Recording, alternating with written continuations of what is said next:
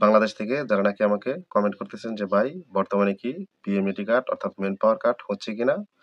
ঠিক আছে, অনেকেই আবার কমেন্ট করতেছেন যে ভাই বিএমইটি বা মেন পাওয়ারের জন্য অনলাইনেই জমা দিতে হবে নাকি অফলাইনেও জমা দেওয়া যায়। আবার অনেকেই বলতেছেন ভাই আমারটা এজেন্সি জমা নিয়েছি কিন্তু আমারটা অনলাইনে শো করতেছে না। এই সমস্ত বিষয়গুলাই আজকের এই ভিডিওতে আমি আপনাদেরকে বলবো।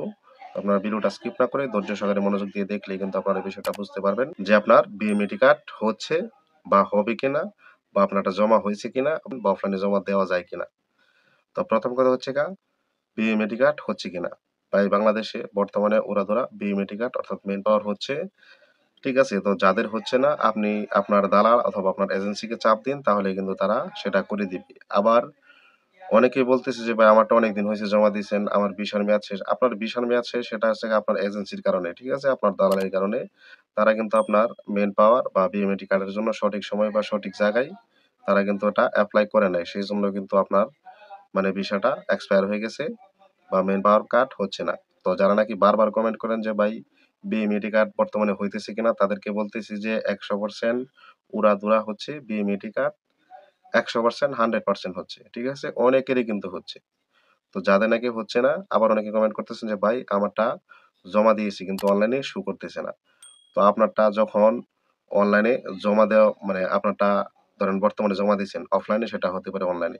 যখন সেটা প্রসেসিং এ চলে যাবে, যখন ওই বিএমইটি বা মেইন পাওয়ার যে কর্তৃপক্ষ আছে তাদের কাছে যখন চলে যাবে, তখন যখন তারা সেটা অনলাইনে এন্ট্রি করবে, তখনই কিন্তু আপনি অনলাইনে চেক দিয়ে দেখতে পারবেন। তার আগে কিন্তু দেখতে পারবেন না। ঠিক আছে?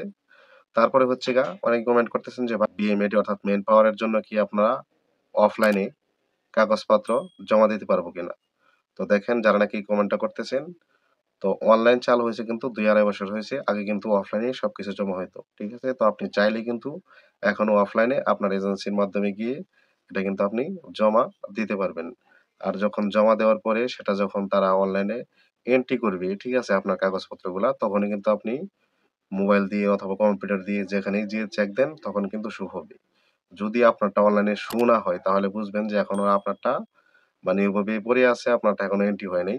ঠিক আছে? সেজন্য আপনারটা অনলাইনে শো করতেছে না। তো আশা করি আপনারা এই বিষয়টা বুঝতে পারছেন যে বিএমইটি কার্ড বাংলাদেশে হচ্ছে, উড়াধুরা হচ্ছে। ঠিক আছে? আপনি আপনার দালাল এবং এজেন্সিকে চাপ দিন, তারা আপনারটা করে দিবে। ঠিক আছে? আপনি চাইলেই বিএমইটির জন্য অনলাইনে এবং অফলাইনে আবেদন করতে পারবেন। ঠিক আছে? আর আপনারটা যদি অনলাইনে সাবমিট হয়ে যায় বা এন্ট্রি হয়ে যায়, তাহলে তখনই কিন্তু আপনি আপনার ফোন থেকে বা কম্পিউটার থেকে চেক দিলে কিন্তু আপনার এটা শো হবে। তার আগে কিন্তু শো হবে না। তো আশা করি আপনারা এই বিষয়টা ক্লিয়ার ভাবে বুঝতে পারছেন। তো ভিডিওটি ভালো লাগলে অবশ্যই লাইক, কমেন্ট, শেয়ার এবং চ্যানেলটি সাবস্ক্রাইব করে রাখবেন। ধন্যবাদ সবাইকে সম্পূর্ণ ভিডিও দেখার জন্য। দেখা হবে আবারও নতুন কোনো ভিডিও নিয়ে। সে পর্যন্ত ভালো থাকবেন, সুস্থ থাকবেন। আল্লাহ হাফেজ।